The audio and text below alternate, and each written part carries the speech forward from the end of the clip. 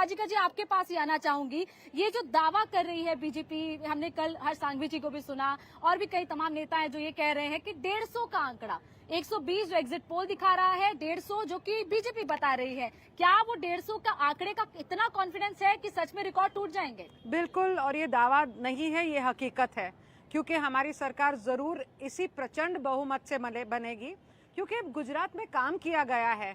गुजरात के साथ, हर एक गुजराती के साथ एक भारतीय जनता पार्टी का संबंध है, और जब संबंध बनता है, किसी का जब काम होता है, तो वो उसके मन में बस जाता है, और इसी कारण से भारतीय जनता पार्टी की सरकार प्रचंड बहुमत से बिल्कुल आएगी। बिल्कुल आएगी, लेकिन क्या आपको किसी विपक्ष की पार्टी का, फिर चाहे वो कांग्रेस की बात करें, क्योंकि प्रधानमंत्री ने भी कहा था कि कांग्रेस का अंडर करंट है, बीजेपी के तमाम कार्यकर्ताओं को कहा था कि उसको अवॉइड ना करें, उसको आप जरूर देखते रहें, और आम आदमी पार्टी का अंडर करंट, क्या आपको किसी का भी अंडर करंट दिखाई दिया है चुनाव में? आपके विरोध में क्या लगा है कि कोई पार्टी खड़ी हुई है? बिल्कुल नहीं, कांग्रेस तो टूटती हुई एक बहुत बड़ी नैया है, जो खुद संभालते संभालते शायद भारत जोड़ो की एक एक समस्या है, जो ट्राई कर रहे हैं कि वो लोग खुद जोड़ सके। क्या आप मुद्रा लोन के लिए दर्जनों बैंक जाकर थक चुके हैं? आसानी से 10 लाख मुद्रा लोन कैसे प्राप्त करें सीखना है तो फ्रीडम ऐप को अभी डाउनलोड करें। तो कांग्रेस बिल्कुल नहीं हमारे लिए कोई भी प्रकार की समस्या रख सकती है। रहा सवाल आम आदमी पार्टी का, दिल्ली में तो उन्होंने बिल्कुल परफॉर्मेंस किया ही नहीं है, तो गुजरात में आके क्या करेंगे? गुजरात की राजनीति बहुत ही अलग है, वो बाहर से किसी भी इंसान को एक्सेप्ट नहीं करेंगे, और जो काम किया गया है वो स्पेसिफिकली दिल्ली का जगह अगर आप देखो, आप सिर्फ बड़ी बड़ी बातें रही गई हैं कि हम लोग फ्री बिजली देंगे, फ्री एजुकेशन देंगे, लेकिन वो कहाँ पर खड़ा है? स्कूल्स किस हालत में खड़ी हैं? बिजली की बात है, जो जैसे ही 300 यूनिट पार करता है उसका कितना ज्यादा पैसा देने लगते हैं लोगों को। तो ये सब चीजें जो है वो भारत में भले दिल्ली में हो रहा हो, लेकिन यहाँ तक तो आवाज तो आती ही है, और लोगों को बिल्कुल भी आई थिंक ये जो नई पार्टी है उसके ऊपर विश्वास नहीं है। बिल्कुल, लोगों को विश्वास नहीं है नई पार्टियों पर, लेकिन क्या वो नई पार्टियां थोड़ा सा भी डैमेज कर पाएंगी? निर्णय जी, ये थोड़ा सा जो डैमेज है, ये कितनी सीटों का डैमेज हो सकता है? अगर हम कहें कि आम आदमी पार्टी अगर एंट्री ली है इस बार के चुनाव में, तो क्या इस बार वोट जो है वो आम आदमी पार्टी को उनके फ्री के, जो उन्होंने फ्री रेवड़ियों अगर कहें उसके तौर पर जो उन्होंने वायदे किया, उस पर जा सकता है, या फिर इस बार ये सारा चुनाव मोदी लहर के नाम पर जा रहा है? देखिए, मोदी तो एक बहुत बड़ा फैक्टर है पूरे चुनाव में। मैं आपको अगर अपना खुद का अनुभव बताऊं तो जब मैंने इस चुनाव का कवरेज करना शुरू किया और अलग अलग इलाकों में जब मैं घूमा, तब शुरू में हमें ये दिख रहा था कि महंगाई एक बड़ा मुद्दा है, बेरोजगारी एक बहुत बड़ा मुद्दा है, और दूसरी जो समस्याएं थी, जो पेपर लीक की बातें चल रही थी, या दूसरी जो भी युवाओं में नाराजगी थी जिन मुद्दों को लेकर के, वो दिख रहे थे। ऐसी बात नहीं है कि वो दिख नहीं रहे थे, लेकिन मैं आपको एक इंटरेस्टिंग बात बताता हूं जो मेरा खुद का ऑब्जर्वेशन है। गुजरात चुनाव को मैं हमेशा दो भागों में बांटकर देखता हूं, एक मोदी के प्रचार से पहले का और एक मोदी से प्रचार के बाद का चुनाव। और हमेशा एक जो स्टार्क डिफरेंस मैंने देखा है वो है कि जब मोदी चुनाव में उतरते हैं उसके बाद पूरा सीन बदल जाता है। और इंटरेस्टिंगली मैं खुद भी हैरान हूं इनफैक्ट इस बार इस पूरे फिनोमिना को देख के, कि जो मुद्दे फोर फ्रंट पे दिख रहे थे चुनाव के शुरुआत में, शायद आम आदमी पार्टी का या तो प्रचार उस टाइम कल्मिनेशन पे था, जो बाद में धीरे धीरे मुझे डिक्रीज होता हुआ दिखा। कांग्रेस का एक साइलेंट प्रचार जरूर चल रहा था, लेकिन उसका क्या इम्पैक्ट हुआ ये तो वोटों में ही पता चल पाएगा, अगले 2 दिन में रिजल्ट आ जाएंगे। लेकिन जो मैंने ऑब्जर्वेशन जो मेरा है वो ये है कि जिन मुद्दों पे चुनाव हम देख रहे थे कि केंद्रित होता हुआ नजर आ रहा है, जब से नरेंद्र मोदी चुनाव प्रचार में उतरे और उसके बाद जब लोग वोट डालते जाते हुए दिखे, और उसके बाद जो फीडबैक आ रहा है वोटिंग के बाद, उसमें ये पता चल रहा है कि मोदी के नाम पे बहुत वोट पड़े हैं। तो इसका मतलब क्या ये हुआ कि जो कोर इश्यूज थे वो भी पीछे छूट गए।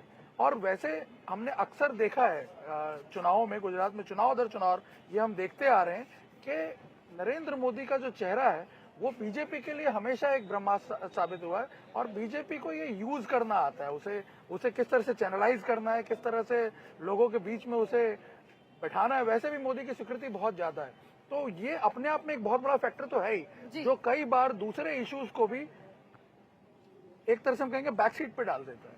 बिल्कुल, मोदी फैक्टर, मोदी एक ब्रह्मास्त्र की तरह है जो बीजेपी इस्तेमाल करती है। हमारे साथ इस वक्त प्रगति आहिर जी भी जुड़ चुकी हैं, जो कि कांग्रेस की स्पोक्स पर्सन है। प्रगति जी, स्वागत है आपका।